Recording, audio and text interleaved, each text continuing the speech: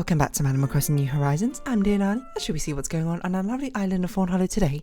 I don't know what happened to the end of Dear Darling there. You know, just like I trailed up and like, Dear Darling.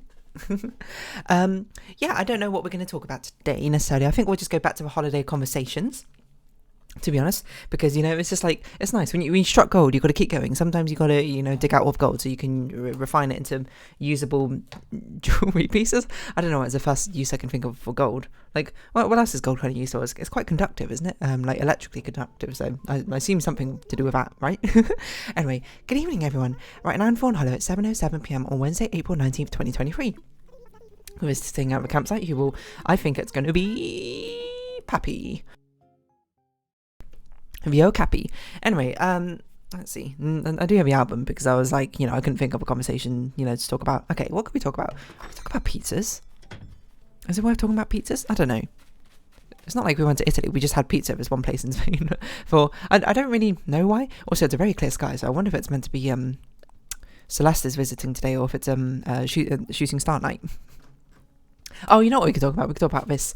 Okay, so there's a chain of stores which you saw quite often, which is called Ale Hop, which is, or it might not be pronounced Ale Hop, but that's how we've been pronouncing it, ALE-hop, which has like a cow as its sort of like not motto, what's it? Mascot. There we go. And basically it just seems to be sort of like a novelty shop, like with trinkets and like odds and ends and that sort of thing. Very similar to Flying Tiger, if you've got that in your country, which, you know, we have here in the UK. So, you know, it's sort of like an unwritten rule, but anytime we see something like a Flying Tiger, which is, to be fair, what we're most familiar with, that's that's a preposition used. In the UK, is me and my friends will go around and sort of just like look around and have a bit of a tour, I suppose, and see. Well, we genuinely, we don't really buy things from it because it's like, if you've not been to these sort of stores, they're sort of like trinket shops, I guess is how to describe them. Like you get like really random odds and ends and tchotchkes and that sort of thing. They do have practical things as well, of course, but they're like, I don't know how to describe it. It feels like it's like not name brand. It's like, but it's not like. It's not like store brand either. It just seems like brand, you know? It would be like you're trying to buy something. Like, I don't know. Because the way the stores, like, there's so many thoughts about this, sorry, and let me organise my thoughts. The way the stores are designed is they're kind of designed to be like a maze. I guess they're kind of like a gift shop, but that's probably the better word for them. But they're not really like gift shop because they're not really like centralised around any sort of theme or like gifts. So it's just kind of random things, in my opinion. You know, maybe you want to give someone like a wooden pinball machine, in which case, by all means. But they're sort of like always laid out in like a maze pattern where they sort of like snake around the entire area, and then they go through like loads of different like sections or whatever. Like you'll be starting off in the first section, it'll be like, oh, like here's like water bottles and like sporting goods, like sweatbands or whatever. And it's not things like, oh, you know, Nike or Adidas sweatbands. It'll just be like, it'll come in like a white box and it just has like a picture of a wrist with like a red sweatband around it with no discernible logo or designer in it, and it will just say at the top like sweatband or something. Kind of like the no name brand, which is a thing in like Canada or something, I don't really remember. And then you just like turn to the next section. It's like, oh, here's like a load of toys and like kids playthings or whatever. You know, there'll be like a hoop game or something. There'll be like the Tower of Hanoi. There'll be like a clicky clacky like mechanical like wood toy or something. And you go to the next section. It's like, oh, it's like notepads and books and things. And but like the sections aren't like walled off from each other. They have like low partitions, I suppose, around each other. They just have like a load of random knickknacks like here and there is basically the best way I can describe it. And then you know, you get clothes and you get like earphones here. It's sort of like, you know, going to like a dollar store or a £1 shop or something, except for like I don't know, I guess it feels a bit more, you know, bougie than that. I don't know how else to describe it, but they're very fun to walk around and just sort of like see what's for sale. It's sort of like, I don't know how to describe it except for like there's something strange about it. It's not strange, it's just like, it's so like nondescript, I suppose, for things they sell. Like, but the things you buy is like the base version of an item you buy. There's like no branding, there's no like necessarily all that much for it's sort of like something you would see like in a video game, you know. Being like, oh man, we need to put like a nondescript, like, I don't know, like rocking horse here or something, and instead of making it like be branded like it look like a pony being stuffed or anything, it's just like a wooden rocking horse that you like see in Animal Crossing or something like that. But that's how I describe it. Now obviously that's not necessarily true, to be fair, they probably have their own branded things, but they do have like some funky things here and there. Like my friend bought a rainbow coloured USB cable from one of the stores, I think, which by the way broke the next day, so it didn't last very long. But they're not particularly a store known for like super high quality stuff or anything. It's just kind of there for like novelty, I suppose. I think we did buy some stuff from there, to be honest. Like me personally, I don't really, I mean, like, I don't buy much in general, I suppose, so that's probably like a false comparison in the first place, but I didn't buy anything there. But I think we bought some things. Like, I think we bought like a blanket for the caravan we were in, because we just didn't have enough blankets. Oh, well, we did have sort of enough, but it got kind of cold sometimes in the caravan nights, and just having a spare blanket was always quite nicely. Not that I ever used it, but still. I think some of my friends, one of them, I think, bought like a waterproof speaker there. I don't know how useful it was. To be honest, I don't know how good it was. I think one of my friends also bought like a rubber duck, because he wanted to buy like a rubber duck for like his family or something. I can't remember. But then it was also like a bicycle like bell as well, which is weird because I didn't even know you could buy a bicycle bell. I was like, I kind of just like expect the bicycle to have one like naturally, but that's not really how life works, I suppose. Excuse me, but these novelty shops are always very fun to sort of walk around and see what random things you can buy, to be honest. Hello, Gulliver. We're just going to promptly ignore you, and let's hope you wake up and find your way home sooner or later. And I don't know, but I feel like they have a very distinct, they feel very distinct from other stores. And I think part of the reason is because it kind of feels like a bit of an adventure, a bit of a journey going onto that store compared to like other stores. Other stores, you know, they're laid out in a very, I don't want to say like more sensible pattern, but more reasonable pattern for the purposes of actually like navigating the stores. You know, you've got aisles of like distinct sections of, you know, one thing from another. You know, if you go to like WH Smith, you'll be like, oh, the stationery is separate from a non-fiction book, separate from a fiction book, separate from like postal supplies or whatever. I don't really know, but it's very interesting going through the store, because once you sort of like committed to it, you have to go on like the entire journey and snake around all the different aisles and whatnot to get to the end to actually, you know, purchase your item, which I'm sure is meant to be like a sales tactic for one, because it's the same reason that a lot of the time stores and shops in general are actually designed to have a sort of snaking pattern to make it harder for you to find the exit, so you're more likely to find something where you're like, ooh, I do need that, I'm going to purchase that, and thus spend more money in the store. This is sort of like taking it to a whole new level, where it's like baked into the way you interact with the store in the first place. It's like a whole snaky like journey thing, you know. It's kind of like, I mean, if you were to lay it out flat, I suppose it'd be like you're just walking down a really long corridor. you just got one aisle, and the one aisle contains everything, but at least the aisle is like separated into sections. To give credit to AleHop, and it wasn't quite laid out like Flying Tiger. I think it just gave off like similar sort of vibes. I'm very much mainly talking about like Flying Tiger, which always says Flying Tiger Copenhagen underneath. So I assume it's a Danish company, but I don't really know. I can't say I know its popularity in Denmark either. I don't really know if it's all that popular here in the UK either. I mean, I see people go to them, of course, but I don't think you ever go for it for like, I don't know how to describe this, for like more, for anything other than like gifts, I suppose, or things where you're like, you know, I need like 100 drinking cups or red solo cups or something, and you might go here or whatever. But I feel like most times you would just go to a supermarket for that sort of thing. I feel like if you wanted quality, you would go to a more specialist store for that sort of thing. If you wanted quantity, you would just go to a supermarket and get like, you know, Tesco's name brand plastic or paper cups or something, because that's just easier and a lot cheaper as well. But the nice thing is about these sort of stores is they always have like weird like gag gifts. I don't know if I've taken a picture of any of them this time. There was a video here, but let's see what I can see in the background. Like, they have bucket hats, they have these like novelty gift socks. I'm not going to play this video. Let's see what else I can see in the background. They just have like random sunglasses. I don't know, but we saw quite a few of them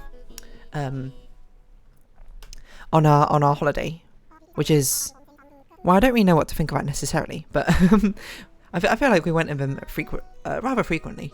It's not just like I guess a good thing about it is also, since it's such a generalist store, it's kind of like adjacent to a supermarket. I guess you kind of normally go to a supermarket for like food and stuff, but if you're like, I need a non-food item, but I need like, you know, postage stamps, I also need like a cup holder, and I also need like a cheap pair of sunglasses and a USB cable, you can just go to one of these stores, because almost certainly got you covered, you know. Like, I guaranteed I got you, in the infamous words of some K-pop band, Twice. I think that's a Twice song. Yeah, maybe, I don't know. What Nook Mile missions do we have? Let's have a quick little gander. Chop down tree, plant tree, and snap a photo. We should have definitely done that, I think, while we're on the Nook Mile Island, but so be it. Let's chop down this tree right now, because I think it's a little bit in the way. Let's move it slightly to the left when we plant a new one. Yeah, but what else can I really say about it? It's just like a novelty shop, I suppose. I suppose it's sort of like a one step out from a supermarket if you want to bulk buy things, because it's sort of like, you know, if you want to buy just like plain white napkins or something, yeah, you can go to Tesco's. But if you want to buy like napkins which are like have dog paw prints on them or something, then bada bing, bada boom. Flying Tiger's got you covered. But you can honestly get some really random things, like I mean, I need to think of something off the top of my head. It's a bit difficult just to like pluck something out of nowhere, being like, yes, this is something like weird I saw while we're in that store. But it's a sort of store, you know, like in a supermarket, I wouldn't expect to be able to get like excuse me, cancel. What I mean, like what differentiates it from a supermarket is like, I wouldn't expect in a supermarket to be able to find like a solar powered like bobblehead toy or whatever for the front what was it? The dashboard of your car. But I would absolutely 100% expect to find one in this sort of store. You know, I wonder if there's a Wikipedia article on it. There's a Wikipedia article on like almost everything. So, Flying Tiger, Copenhagen, shop online. It's a Danish variety store. No surprise there. Oh, it does have a fun logo there. I would certainly give it that. Its largest markets are Denmark, UK, Italy, and Spain. Okay. Like, how do you describe it? It's a variety store chain. Okay. I mean, variety store feels a bit open-ended. It's a dollar store. Oh, okay. A variety store is just the official name for a dollar store or a pound shop.